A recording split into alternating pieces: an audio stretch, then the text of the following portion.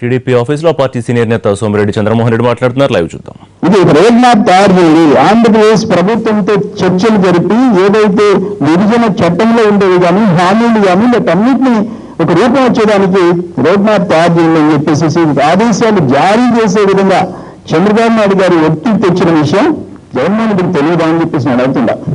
రెండో ప్రశ్న, కేంద్ర ప్రభుత్వం సమన్వయంతో ప్రమాణ స్వీకారం చేయకముందే పోలవరం ప్రాజెక్టుకి అడ్డంకులు తొలగించడానికి 7 గంటలు 7 మండలాలు 8 మండలాలు విలీనం చేయడం కానీ, లేకపోతే ఈ 24 గంటలు పవర్ తెచ్చేదాంట్లో కానీ IIM Visakhapatnam, IIT Tirupati, NIT Tadepalligudem, IISER Tirupati, IIIT Kurnool, central university Anantapur, petrol యూనివర్సిటీలు వీటన్నిటిని ఏర్పాటు చేసే విషయంలో చంద్రబాబు నాయుడు గారు చేసిన కృషి ఆయన కనపడలేదా అని చెప్పేసి జగన్మోహన్ రెడ్డిని అడుగుతున్నారు. మూడో ప్రశ్న ఏంటంటే, షెడ్యూల్ 9-10లో ప్రస్తావించబడిన వివిధ సొసైటీలు, కార్పొరేషన్లు, విద్యా సంస్థలు విభజించడానికి ఆ సంస్థల్లో విద్యావకాశాలు ఆంధ్రప్రదేశ్ రాష్ట్రం కోల్పోయిన ప్రతిపక్ష నేత జగన్మోహన్ రెడ్డి ఎందుకు నోరు మెదపలేదు అని చెప్పేసి జగన్మోహన్ రెడ్డిని అడుగుతున్నా. ఈ 13 నెలల్లో 14 నెలల్లో ఆంధ్రప్రదేశ్ ప్రజల్ని అవమానిస్తూ అనేక ఇబ్బందులకు గురి చేస్తూ ఏ రోజుకి ఆ రోజు సమస్యలు సృష్టిస్తున్న తెలంగాణ ముఖ్యమంత్రి జగన్మోహన్ రెడ్డితో కుమ్మక్కై రాష్ట్ర ప్రయోజనాన్ని కాల్వాసింది మీరా కాదా అని చెప్పేసి జగన్మోహన్ రెడ్డిని నేను ప్రశ్నిస్తున్నా. ఇక అయ్యప్ప సొసైటీ దగ్గర నుంచి, సెక్షన్ 8 దగ్గర నుంచి, ప్రభుత్వ ఉద్యోగాలను అవమానించడం దగ్గర నుంచి, నదీ జిల్లాల వ్యాపారాల దగ్గర నుంచి, ఇందిరంగా యూనివర్సిటీ దగ్గర నుంచి వీటన్నిటినీ సమస్యలు సృష్టిస్తుంటే ఒక్క రోజైనా ఆంధ్రప్రదేశ్ ప్రజల తరఫున జగన్మోహన్ రెడ్డి నేను మాట్లాడినదా అని అడుగుతున్నా. ఇన్ని జరిగినా మొన్న మేలో జరిగిన శాసనమండలి ఎన్నికల్లో టీఆర్ఎస్కి మద్దతు ఇచ్చి ఆంధ్రప్రదేశ్ సీమాంధ్రకి నష్టం చేసే విధంగా ప్రవర్తించి శ్రీమాంధ్ర విద్రోహిగా మారింది జగన్మోహన్ రెడ్డి నువ్వు కాదా అని చెప్పేసి నేను అడుగుతుందా.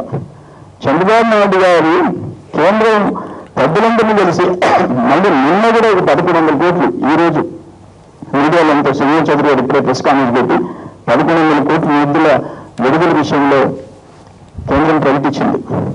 అది తమకి దృష్టికి రాలేదా అని చెప్పేసి జగన్మోహన్ రెడ్డిని నేను అడుగుతానుందా. ప్రతిపక్ష నేత జగన్మోహన్ రెడ్డి ప్రత్యేక హోదా విషయంలో కేంద్రాన్ని ప్రశ్నించడం మానేసి నిత్యం చంద్రబాబు నాయుడు గారి మీద ఆరోపణ చేయడం వల్ల ఈ రాష్ట్ర ప్రజలకు ఏమైనా ప్రయోజనం ఉందా అని అడుగుతున్నా. ఎవరు ఇవ్వాల్సింది? కేంద్రం ఇవ్వాలా?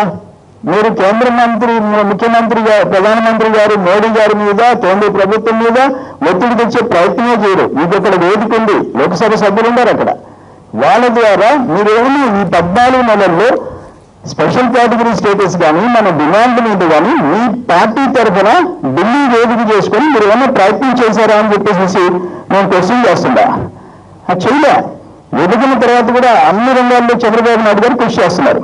వీటన్నిటికి ఫలితంగా ప్రపంచ బ్యాంకు మన ఇన్వెస్ట్మెంట్స్ కి చంద్రబాబు కృషి వల్ల ఈ 13 నెలల్లో ఎన్ని ఆటంకాలు ఉన్నా ఒక ఇన్ఫ్రాస్ట్రక్చర్ క్రియేట్ చేసి విదేశీ పెట్టుబడులకు, ఇతర పెట్టుబడులకు 24 గంటలు కరెంట్ ఇచ్చి industrial policy, attractive policy announce చేసినందువల్ల ప్రపంచ బ్యాంక్ దేశంలో ఆంధ్రప్రదేశ్ పెట్టుబడులకి అనువైన 2వ స్థానం అని చెప్పేసి గుర్తించిన గుజరాత్ తర్వాత షార్ట్ టైంలో ఆయన జగన్మోహన్ రెడ్డికి గుర్తు రావటం లేదా అని చెప్పేసి అడుగుతున్నా. ప్రత్యేక హోదా అంశం కేంద్రం చేతుల్లో ఉందని తాము చేయాల్సిన ప్రయత్నం చేస్తున్నాము. అలాగే చంద్రబాబు ఏదైతే చేస్తున్నారో విభజన హామీల అమలు గురించి కానీ లేకపోతే మిగతా అంశాల గురించి మీకు కనిపించట్లేదా? ఏమైనా ప్రయత్నం చేయాలంటే మీ లోక్సభ సభ్యులతో ఢిల్లీలో చేయాలని చెప్పి సోమిరెడ్డి జగన్కు చెప్తూ విమర్శలు చేశారు ఇప్పటివరకు.